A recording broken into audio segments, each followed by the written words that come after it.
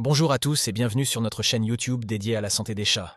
Aujourd'hui, nous allons parler d'une maladie grave mais souvent mal comprise.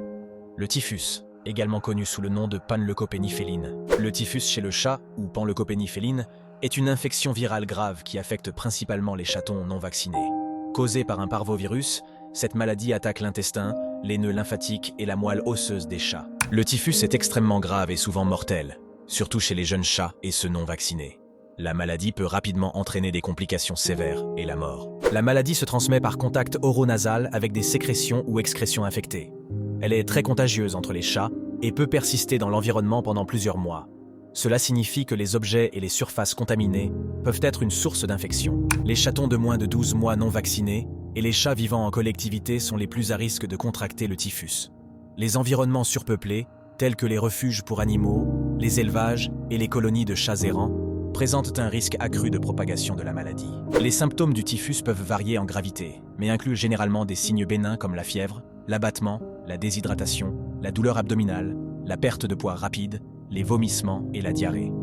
Dans les CA avancés, des symptômes plus graves peuvent apparaître, tels que l'état de choc, la mort subite, des troubles de la reproduction comme l'avortement et l'infertilité, l'ataxie cérébelleuse, le décollement de la rétine et l'hypoplasie du nerf optique. Si vous pensez que votre chat présente des symptômes de typhus, il est crucial de consulter rapidement un vétérinaire pour un diagnostic précis et un traitement approprié.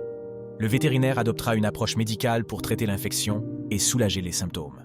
Le traitement repose sur des soins de soutien intensifs, incluant la fluidothérapie pour corriger la déshydratation et les déséquilibres électrolytiques, les antibiotiques pour prévenir les infections bactériennes secondaires, les antinauséeux pour contrôler les vomissements et l'alimentation entérale pour assurer un soutien nutritionnel.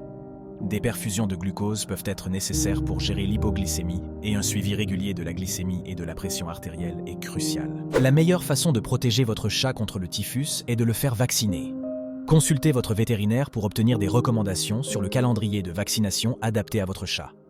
Généralement, la première dose du vaccin contre le typhus est administrée au chaton à l'âge de 8 à 9 semaines, suivi d'un rappel à 12 semaines.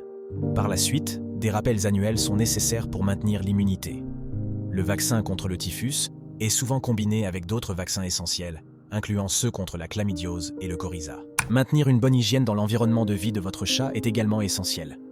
Désinfectez régulièrement les litières, les bols de nourriture et d'eau, ainsi que les zones de repos avec des désinfectants appropriés comme l'eau de Javel. Réduire le nombre de chats dans les lieux à forte densité de population féline, tels que les élevages et les refuges, peut aider à diminuer la pression virale et prévenir la propagation de l'infection. Utiliser la balance Freya peut être une aide précieuse pour surveiller la santé de votre chat. Placée sous la litière, elle détecte les changements de poids qui peuvent indiquer des problèmes de santé, tels que des troubles urinaires. En vous alertant avant l'apparition des symptômes, la balance Freya peut vous aider à prendre des mesures préventives pour maintenir la santé de votre chat. N'oubliez pas que la santé de votre chat est entre vos mains. Alors soyez attentifs aux signes de maladie. Et consultez votre vétérinaire dès que possible si vous avez des inquiétudes. Merci de nous avoir suivis et n'hésitez pas à poser vos questions en commentaire. Nos assistantes vétérinaires vous aideront du mieux possible.